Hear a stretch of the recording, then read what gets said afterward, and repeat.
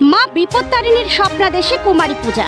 কাঞ্চরাপাড়া জোড়া মন্দির এলাকায় প্রতি বছরের মতো এবছরও মহা ধুমধামের মধ্যে পালিত হচ্ছে মা বিপত্তারিণী, মা শীতলা এবং মা মনসার আরাধনা। তবে এবার স্বয়ং মা বিপত্তারিণী স্বপ্নাদেশে আয়োজন করা হলো কুমারী পূজার। মা বিপত্তারিণী এবার স্বপ্ন দেখিয়ে বলেছেন তিনি কন্যা রূপে পূজিত হতে চান।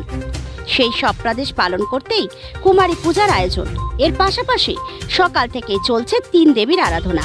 সকালে মা মনসার আরাধনা করা হয়, তারপর মা শীতলাকে পূজা করা হয় এবং শেষে মা বিপত্তারিণীকে কন্যা রূপে পূজিত করা হয়। Bureau report, news 24 Bangla live. এটা হচ্ছে পুরোই মায়ের ইচ্ছা। মা স্বপ্ন দিয়েছে রিজুকে, আমি ছোট্ট বালিকা রূপে আসবো, তুই আমাকে ওরকম করে পুজো কর। তুই বলো। বিগত 8 বছর ধরে এই পুজোটা হচ্ছে রিজুর বাড়িতে। তো রিজুকে স্বপ্নে দেখিয়েছে যে আমার সাথে আমার একটা ছোট্ট রূপে আমি আসব, তারও পুজো করবে আমাকে। তা বাড়িতে অত জায়গা, প্রশস্ত জায়গা নেই, জায়গার একটা অভাব আছে, সকলে সেখানে যেতে পারে না জায়গার অভাবে।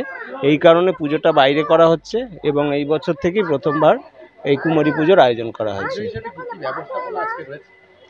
আজকে সকাল থেকেই পুজো চলছে। সকালবেলায় মা মনসার পুজো হয়েছে, তারপরে শীতলা পুজো হয়েছে, এখন কুমারী পুজো চলছে, এরপরে বিপত্তারিণী মায়ের পুজো হবে। আজকে সারা রাত পুজো চলবে। বাড়ির রাত্রি 12টা থেকে বিপত্তারিণী পুজোটা শুরু হবে এবং ওর বাড়ি এবং আমাদের পাড়ার সকলেই এই পুজোর সাথে সর্বাঙ্গভাবে যুক্ত।